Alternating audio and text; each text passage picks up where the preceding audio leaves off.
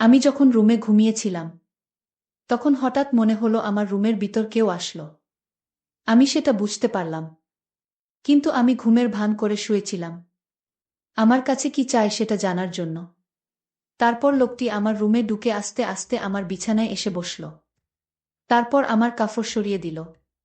তারপর বন্ধুরা আমার সাথে কি হয়েছিল তা শুনলে তোমাদের মাথা গরম হয়ে যাবে। তাহলে কথা না বাড়িয়ে মূল বিষয়টা শুরু করি। বিয়ের পর সংসার নিয়ে এতই ব্যস্ত হয়ে পড়েছিলাম, অনার্স ও কমপ্লিট করে উঠতে পারিনি। স্বামী শাশুড়ি আর দেবর নিয়ে আমার ছোট্ট সংসার। সব দিকে আমাকে আর অসুস্থ শাশুড়িকেই দৌড়াতে হতো। ব্যস্ততার ভিড়ে আম্মুর কাছেও তেমন যাওয়া হয়ে উঠত না। গেলেও একদিন থেকে চলে আসতাম। যাই হোক, শাশুড়িকে বুঝিয়ে এক সপ্তাহের ছুটি নিলাম আম্মুর কাছে যাওয়ার জন্য। জানি আমার শাশুড়ির এক একদিন খুব কষ্ট হবে, কিন্তু আম্মুর কাছে যাওয়ার জন্য মন এত টানছিল, তাই 7 দিনের জন্য যাওয়ার সিদ্ধান্ত নিয়ে নিলাম। মা, যাচ্ছ বেশ, কিন্তু 7 দিনের বেশি থেকো না মা। মা বলতে হবে না আমাকে, আমিও বুঝি সব। কিন্তু আম্মুর ওখানে যেতে এত বেশি মন টানছে, এর আগে এতটা মন টানেনি। উনি মাথায় হাত বুলিয়ে বিদায় দিলেন আর বললেন যেন সাবধানে যাই। সজীব আমাকে ট্রেনে উঠায় দিল। আমার শ্বশুর বাড়ি থেকে মায়ের বাড়ি অনেক দূর, প্রায় ৬০ কিলোমিটারের দূরত্ব। ট্রেনে উঠার পর নানান রকম কুডাক ডাকছিল মনে। কেন জানি মনে হচ্ছিল আমার সামনে ঘোর বিপদ। কি সব আজেবাজে চিন্তা মাথায় আসছিল। মনে হচ্ছিল অ্যাক্সিডেন্ট হবে, আমি মারা যাব, আমি বুঝি বাসায় ফিরতে পারব না। কখন এসব হাবিজাবি ভাবতে ভাবতে যেন ঘুমিয়ে পড়েছি। গাড়ি ব্রেক কষায় ঘুম ভাঙল। আমাদের এলাকার কাছাকাছি চলে এসেছি। পরের স্টেশনে নেমে যাব। এক নজর চারদিক তাকিয়ে দেখছিলাম। আমার ছেলেবেলার কথা খুব মনে পড়ছিল, যখন এখান দিয়ে আম্মুর হাত ধরে আসা যাওয়া করতাম। বাড়িতে আমার আম্মু আর 14 বছর বয়সী এক ছোট বোন আছে। অনেক দিন পর আসছি। প্রতিবার আসার সময় অন্যরকম আনন্দ লাগে, কিন্তু এবার কেমন জানি লাগছে। কিছুই ভাল লাগছে না। সবকিছু অসহ্য লাগছে। চিন্তায় ভাটা পড়ল। ট্রেন থেকে নামার সময় হয়েছে। ট্রলি এক হাতে আর অন্য হাতে সাইড ব্যাগ নিয়ে হাঁটা শুরু করলাম অটো স্ট্যান্ডের দিকে। অটোতে উঠলাম। গন্তব্যস্থানের কথা বলতেই লোকটা কেমন চমকে উঠল। অটোওয়ালা আপা, সন্ধ্যা নেমে আসছে, তার উপর আপনি একা। ওই এলাকা এখন খুব বিপজ্জনক। এখন ওই এলাকায় ঢুকলে আমার ফিরতে রাত হয়ে যাবে। আমি ওই এলাকার ভেতর ঢুকব না। ওই এলাকার আগেই আপনাকে নামিয়ে দেব। কি সব আবোলতাবোল বলছেন? কিসের বিপদ? কই, আমি তো এরকম কিছুই শুনিনি। আমার আম্মু তো ফোনে আমায় এমন কিছু বলেনি। আপনার মাথা ঠিক আছে তো? অটোওয়ালা বলল, আপনাকে কেন বলছি গেলেই জানবেন। ওই এলাকায় খারাপ ফুলাইপান আছে।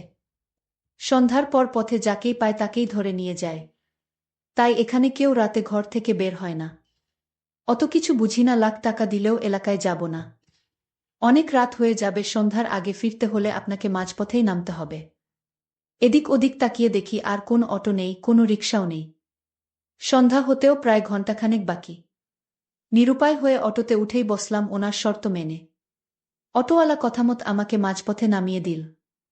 বাধ্য হয়ে হাঁটা শুরু করলাম। সত্যি তো, রাস্তা একটা কাকপক্ষী পর্যন্ত নেই। আছে শুধু প্যাঁচার ডাক, থেকে থেকে দূর হতে কুকুরের ঘেউ ঘেউ আওয়াজ ভেসে আসে। ছোটবেলায় আঙ্কেলের সাথে মেলায় যেতাম। মেলা থেকে ফিরতে বেশ রাত হতো। তখনও দেখেছি কত মানুষের আনাগোনা। এরকম নীরব কখনো দেখিনি, সত্যি মনে হচ্ছে কোনো পরিত্যক্ত এলাকায় ঢুকে পড়েছি। এ এলাকায় যে মানুষ বসবাস করে তা বোঝার উপায় নেই। অনেকক্ষণ ধরে হেঁটে ক্লান্ত হয়ে পড়েছি, কিন্তু লোকটার কথাই ঠিক, এই এলাকার কেউ বের হয় না। কুছ তো গাড়বার হ্যায়। কিন্তু আম্মু আমায় কিছুই বলেনি এ ব্যাপারে। এমনকি আম্মু জানে আমি আসব। ফিরতে দেরি হচ্ছে, কিন্তু আম্মু তো টেনশন করছেন। মাঝে একবার ফোন দিয়েছিল, শুধু বলছে যেন সাবধানে আসি। এটা তো স্বাভাবিক একটা কথা। আগে স্কুলে থাকতে কোচিং থেকে ফিরতে একটু দেরি হলেই আম্মু এগিয়ে নিতে চলে আসত। কত টেনশন করত। সব কিছুই অদ্ভুত লাগছিল। হঠাৎ মনে হলো সামনে দিয়ে কেউ দৌড় দিল আর বল, রাক্ষস। রাক্ষস। আমি ফোনের আলো তার দিকে তাক করে বললাম, আমি রাক্ষস না ভাই। দাঁড়ান, ভয়ের কিছু নেই। লোকটা বেশ স্বস্তি পেল। ফোনের আলোতে দেখে মনে হলো 20 বছরের বয়সী এক ছেলে। কি ব্যাপার ভাই, তুমি এত রাতে বাইরে কেন? তুমি করেই বললাম বয়সে ছোট হবে তাই। ছেলেটি বলল। আপু আমারও সেম প্রশ্ন, আপনি একা এই রাতে, তাছাড়া চারদিকে ঘুটঘুটে অন্ধকার। আমিস আর বইল না, ঢাকা থেকে ফিরছিলাম। এমনি জ্যামে আটকা পড়ছিলাম, তবুও দেরি হতো না যদি পুরো পথ অটোতে আসতে পারতাম। হাঁটতে হাঁটতে রাত। ছেলেটি বলল, আপু আমার নাম শহীদ, আমি বরিশালে থাকি। একটা সরকারি কলেজে ইন্টারে পড়ি, যে হোস্টেলে থাকি। ওখানে একটা মার্ডার হয়েছে, তাই বাধ্য হয়ে বিকেলেই রওনা হই। জানি বাসায় ফিরতে অনেক রাত হবে, তাই এক আত্মীয়ের বাসায় যাই। কিন্তু তারা থাকতে দিতে আপত্তি জানায়, তাই বাধ্য হয়েই হাঁটতে শুরু করি। আপনাকে আরও আগেই দেখেছি পেছন থেকে, কিন্তু ভয় করছিল যে আপনিই সেই বাজে কিছু কিনা। আমি বললাম, আমি বুঝছি না। একই কথা অটোওয়ালাও বল, কাহিনী কি সত্যি? শহীদ বল, হ্যাঁ আপু সত্যি, আমার খুব ভয় করছে। গায়ের পশম দাঁড়িয়ে আছে।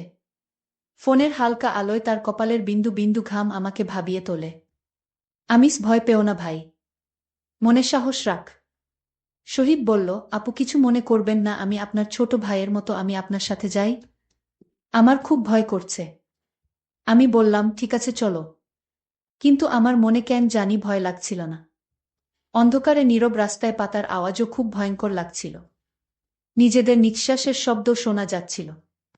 হাঁটতে হাঁটতে আমি প্রশ্ন করলাম, আমিস ভাই তুমি কোনো গ্রামে যাবে? শহীদ উত্তরে যে গ্রামের নাম বলেছিল সেই গ্রাম আমাদের গ্রামের পরের গ্রাম। শহীদ বলল, আপু আপনি বাড়ি চলে গেলে তো আমি একা হয়ে যাব। তখন খুব ভয় করবে আমার, আমি তো ভয়েই মরে যাব। আমিস, আচ্ছা তুমি আমার বাসায় থেকে কেমন? আর ভয় পেও না। হঠাৎ মনে হলো আমাদের দুজনের সাথে আরও কেউ হাঁটছে, এদিকে ফোনও অফ হয়ে গেল। এখন অন্ধকারে হাঁটব কি করে? ফোনে তো মাত্রই দেখলাম 50% চার্জ, এখন তো বন্ধ হবার কথা না। শহীদ বলল, আপু আমার খুব ভয় করছে, আমার কাছে কোনো মোবাইলও নাই। এখন কি হবে আপু? আমিস, মনে সাহস রাখ ভাই, কিছুই হবে না। আর 10 মিনিট হাঁটলেই আমাদের বাড়ি। অন্ধ মানুষের মতো ঠিকই আমি রাস্তা চিনিয়ে নিয়ে যেতে পারব তোমায়। আল্লাহকে স্মরণ করো। শহীদ, আপু আপনার কি মনে হচ্ছে না এখানে তৃতীয় কোনো ব্যক্তি আছে? আমিস, কই না তো, তোমার মনের ভুল। সত্যি বলতে আমিও কারো উপস্থিতি টের পাচ্ছিলাম। টের পাচ্ছিলাম আমাদের পেছনে কেউ হাঁটছে। আমি হাঁটার গতি বাড়িয়ে দিলাম। হঠাৎ মনে হলো সামনে চুল লম্বা কেউ এসে পড়ল। আমি জ্ঞান হারিয়ে ফেললাম। জ্ঞান ফেরার পর নিজেকে ঘরে আবিষ্কার করলাম। সামনে আম্মু আর ছোট বোন। ঘড়ির দিকে তাকিয়ে দেখি রাত 12টা বাজে। আম্মু, এই উঠতে হবে না। তোর ফিরতে দেরি দেখে তৃষা তোকে এগিয়ে আনতে যায়, গিয়ে দেখে তুই অজ্ঞান হয়ে আছিস। আমিস, ও এই রাতে বের হলো আর তুমি বের হতে দিলে? তার উপর কিছু বাজে ছেলে নাকি এসেছে এলাকায়। আর আমাকে তো তুমি বিয়ের আগে দিনেও কোথাও একা ছাড়তে না। আম্মুফ, এখনো তোর সেই পাল্লা দেওয়া অভ্যাস গেল না পাগলি? আমার বোনের দিকে তাকিয়ে দেখি ওর মুখে এক ঝলক হাসি। হঠাৎ শহীদের কথা মনে পড়ে প্রাণটা চমকে উঠল। আমিস, হ্যাঁ রে তৃষা, তুই কি আমাকেই শুধু পেয়েছিস? সাথে আর কাউকে দেখিসনি? তৃষা বলল, কই না তো, শুধু তুমিই ছিলে। পুরা রাস্তা খালি ছিল, কাকপক্ষীও ছিল না। আমার বুকের ভেতরটা কেমন চমকে উঠেছিল। ছেলেটা তাহলে ওই কারো শিকার হয়েছে। আর ঘুম আসছিল না। আম্মু আর তৃষা চলে গেল ওদের রুমে। আমার শুধু বারবার শহীদের কথাই মনে পড়ছিল। কান্না চলে আসলো চোখের কোণে। কাঁদতে কাঁদতে কখন যে ঘুমিয়ে পড়েছি টেরই পাইনি। মধ্যরাতে ঘুম ভাঙল। ঘরে কেমন একটা গন্ধে গা গুলিয়ে আসছিল। হঠাৎ কারো শব্দ শুনতে পেলাম ড্রয়িং রুম থেকে। এত রাতে আবার কে কি করছে ড্রয়িং রুমে? রাত এখন 2:30, শব্দটা ড্রয়িং রুম থেকে আসছে। আমার রুমের দরজায় বিয়ের আগে তারকাটা দিয়ে একটা ছিদ্র করে রেখেছিলাম, যাতে আমাকে দেখতে আসলে পাত্রকে এই ছিদ্র দিয়ে দেখতে পারি। সেই ছিদ্র দিয়ে উকি দিয়ে যা দেখলাম তা দেখার জন্য মোটেও প্রস্তুত ছিলাম না। আমার ছোট বোন আর শহীদকে দেখতে পেলাম ওই রুমে। আমি হঠাৎ না দেখার ভান করে শুয়ে পড়লাম। কিন্তু ও একটু সন্দেহ করেছে মনে হয়। মুখে আঁচল গুজে শুয়েছিলাম। দেখলাম ও আমার রুমে আসল আমাকে শুয়ে থাকতে দেখে চলে যাচ্ছিল। যাওয়ার পথে আরেকবার ফিরে তাকাল। আমি বুঝতে পারলাম আমি থাকাতে ওর অসুবিধা হচ্ছে। ও যদি টের পায় আমি ওর আসল রূপ জেনে গেছি, তাহলে আমাকেও ছাড়বে না। আর এই ব্যাপার নিয়ে আমাকে ঘাঁটতে হবে। এ বাড়িতে থাকলে আমি চিন্তা করব আর ওর চোখে ধরা পড়ে যাব। তাই আগে বাড়ি থেকে বের হতে হবে। আর চিন্তা করতে লাগলাম, আজ শহীদ আর তৃষা ওই রুমে কি করে তা আমি হাতে নাতে ধরব। সারা রাত জেগে পার করে দিলাম। ভোরবেলায় আম্মু আর তৃষার কথা কাটাকাটিতে ঘুম ভাঙল।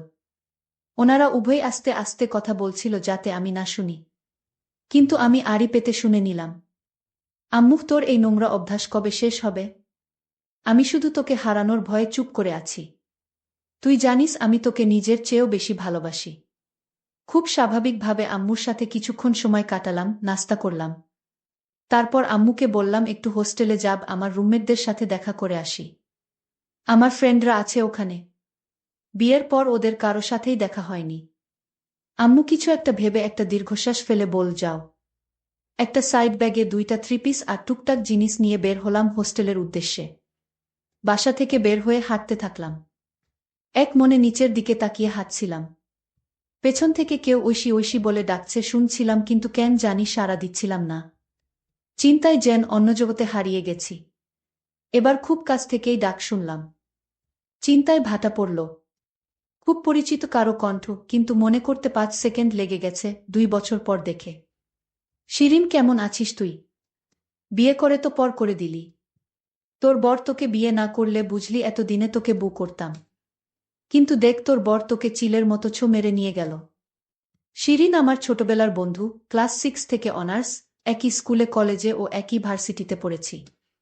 পরে একসময় তিতুমির কলেজের এক মেয়ের সাথে ফেসবুকে ওর প্রেম হয়। মেয়েটাকে ওর পাশে একদমই মানাচ্ছিল না। মুখের ওপর বলেই ফেলি কি পছন্দ করছিস। তখন ও বলে তুই প্রেম কর, তাইলে ওর সাথে ব্রেকআপ করে দেই। এসব কথা বলতে বলতে বিকেল ঘনিয়ে আসতে শুরু করল। যাই হোক, আমি আবার সন্ধ্যায় বাড়িতে ফিরলাম। বাড়িতে ফিরে ভাবতে লাগলাম শহীদ এত রাতে আমার বোনের রুমে আসলো কি করে। বিষয়টা আমার কাছে অদ্ভুত লাগছিল। আমি আজ ভাবলাম, আজ আমি তাদের রুমে দরকার হয় লুকিয়ে থাকব। তারপরও ওদের আসল রহস্যটা আমি জানব। কারণ গতকালের দৃশ্য দেখে আমার কিছুতেই ঘুম আসছিল না। আমি আগে থেকেই ছোট বোনের রুমে লুকিয়ে গেলাম।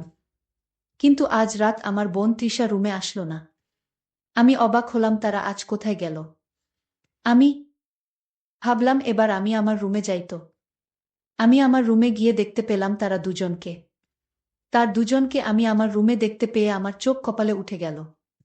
আমি ভাবলাম ওরা দুজন যখন আমার রুমে আছে তাহলে আমি আজ বোনের রুমে গিয়ে শুয়ে পড়ি। আমি যখন ঘুমাতে গেলাম তখন আমি দরজাটা বন্ধ করেই ঘুমাতে গেলাম। আমি যখন ঘুমিয়ে পড়লাম তারপর রাত 2টার দিকে ঘুমের ঘরে আওয়াজ পেলাম। সেই আওয়াজে আমার ঘুম ভেঙে গেল। আমি তখন আর ঘুমালাম না। আমি ঘুমের ভান করেই শুয়েছিলাম। দেখি হয় সেটা জানার জন্যই। আমি টের পাচ্ছিলাম আমার রুমে কেউ চুপি চুপি এসে ঢুকল।